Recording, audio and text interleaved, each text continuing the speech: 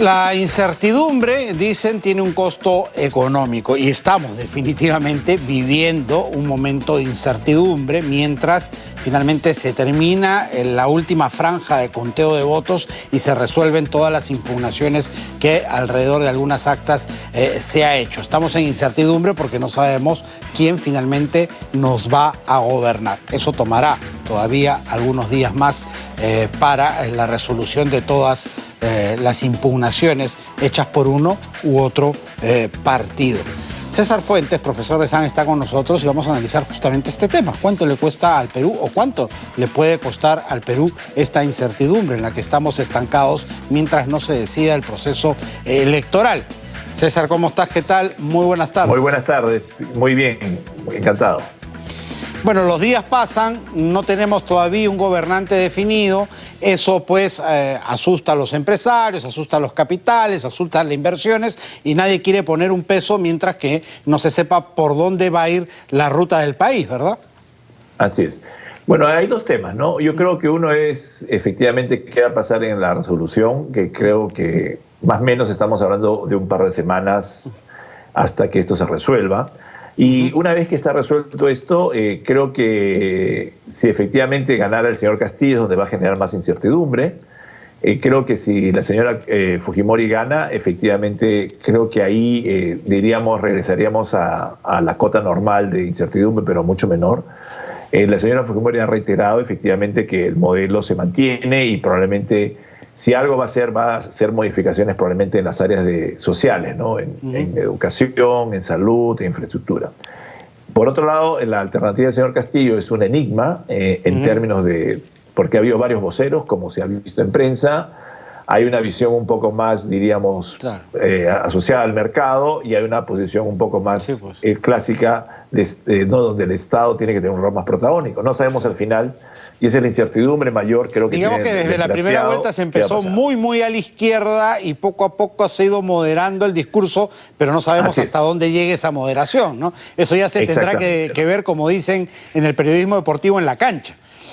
Así es. Hay varios temas, ¿no? Uno es que realmente la alternativa de hacer una política que diríamos más estatal tiene un límite serio que es la caja fiscal, es decir, hoy día, a diferencia de lo que pasó en la década de los 60, 70, donde había expropiaciones y donde no había un justo pago de estas expropiaciones, ahora los sistemas legales a nivel global son mucho más finos y eso es más difícil de hacer, ¿no? Expropiaciones existen, se pueden hacer. Y eso es bueno hacerlo saber, ¿no? A la gente. Estamos dentro de un sistema global que tiene también un sistema jurídico que nos ampara a nivel global. Efectivamente. Exactamente, porque justamente una de las razones, yo creo que el éxito de la inversión directa extranjera en América Latina, donde había habido expropiaciones en la década de los 60, 70, es que este marco legal se dio, y es una de las razones por qué el éxito de la inversión directa en el Perú, entre otras cosas, y en América Latina en general, ¿no? Pero ¿qué ha pasado?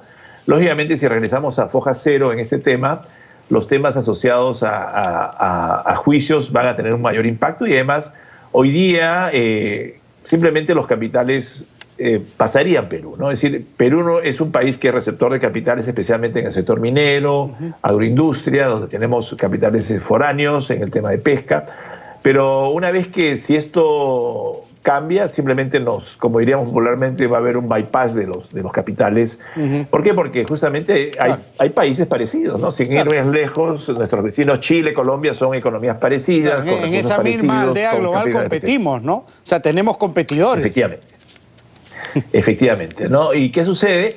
Es cierto, ¿no? Inversiones que tienen o no un capital hundido grande se van a mantener. Las mineras que están hoy día no se van a ir, pero no vas a tener un flujo de mineras, ¿no? Y eso creo que es el principal tema de controversia. Es esa, si me permites apuntarlo, es más o menos, para aquellos que ven con buenos ojos el modelo boliviano, es más o menos lo que le ha pasado a Bolivia. Tiene una gran deuda pública que supera el 50% y no tiene proyectos a la vista ya más de los que tenía funcionando, ¿no es cierto? Exactamente. Claro, en el corto plazo, vamos a decirlo, el Estado tiene una mayor chance porque hay un costo hundido, es decir, ya la empresa está acá y lógicamente puedo presionar por una mejora ya sea en impuestos o, ¿no es cierto?, en regalías. Eso es obvio, pero después de esto, ¿qué va a pasar? Ya con esa experiencia, futuras inversiones o futuras ganancias efectivamente no se pueden realizar.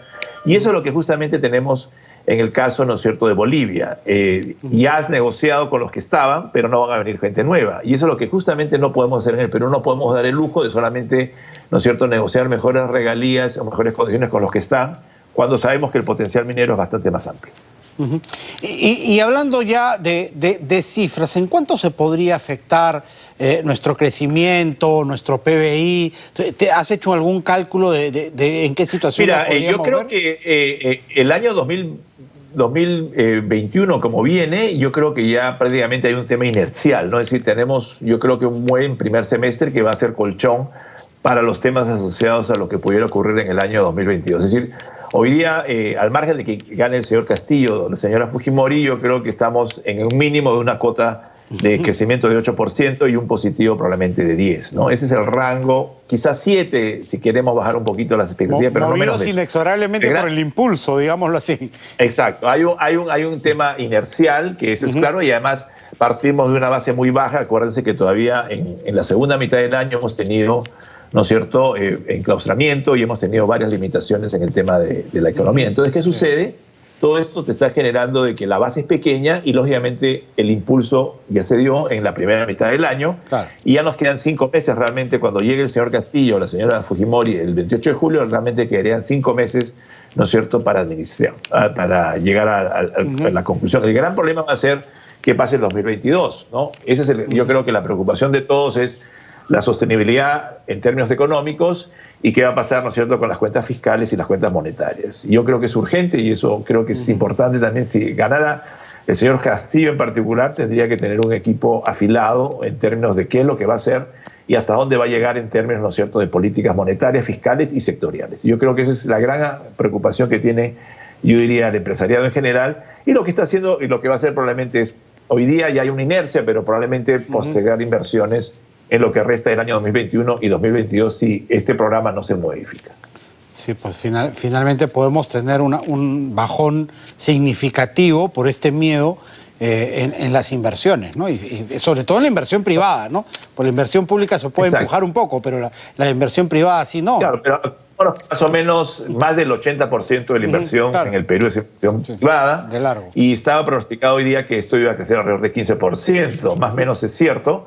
Pero el gran tema es la sostenibilidad de estas inversiones en el próximo año y cuánto de crecimiento vamos a tener. Claro. Y hay un tema que la inversión es la variable más, diríamos, más sensible de todas las variables macro en el Perú, ¿no? Claro, y recordando además todo lo que hemos perdido, ¿no? Se ha perdido en empleo, se ha perdido en desarrollo empresarial y por donde nos tenemos que mirar es en cómo estábamos en 2019, ¿no? Pues finalmente compararte con el 20 no es efectivo, ¿no? Exactamente, tenemos que hablarlo con el 2019 y esperemos, y creo que para todos los peruanos, que se recupere la economía, pero también es cierto, el gran factor que va efectivamente recién a recuperarse en el año 2022, si todo va bien, es el empleo. El empleo es la variable económica macro que más tarda en recuperarse. Cuya turbina es la inversión privada, el empresariado privado y no el Estado. Exactamente. Y eso es el tema importante y además que también se tiene que trabajar muy fino en la parte sectorial. Acordemos que también hay un tema que no hay que olvidar, que hemos tenido un cambio en términos también tecnológicos, ¿no? Hoy día la necesidad de gente es menor porque hay un cambio tecnológico que está trascendiendo en el Perú y eso hace que las empresas hoy día demanden menos gente que hace 2 años, por ejemplo. Entonces acá hay un tema estructural y hay un tema de coyuntura que hace que el empleo realmente va a demorar un poco más en el Perú y eso es un tema que el gobierno que entrante tiene que tomarlo con serísima y realmente con gran seriedad, porque estamos hablando de que hoy día la situación es muy realmente complicada para gran parte de las familias peruanas. Sí, porque finalmente los programas sociales terminan siendo paliativos, ¿no? Lo que finalmente mejora la situación de las personas es que tengan trabajo y trabajo de calidad. Y también una esperanza de que van a mejorar sus ingresos, ¿no? Si yo tengo esperanza de que eso no va a ocurrir, lógicamente yo no invierto, no gasto, no me endeudo. El hecho de que yo tenga un futuro mejor hace que todas las variables como endeudamiento, crecimiento del consumo y eventualmente cosas, por ejemplo, como los créditos hipotecarios se desarrollen. Pero si yo veo una perspectiva que es negativa, eso impacta en consumo, impacta en créditos impacta, ¿no es cierto?, en la percepción que tiene la gente y impacta obviamente en el crecimiento económico. Clarísimo. Muchísimas gracias, César, como siempre. Encantado. César Fuentes, profesor de SAN, ha estado con nosotros. Cerramos así nuestro bloque económico.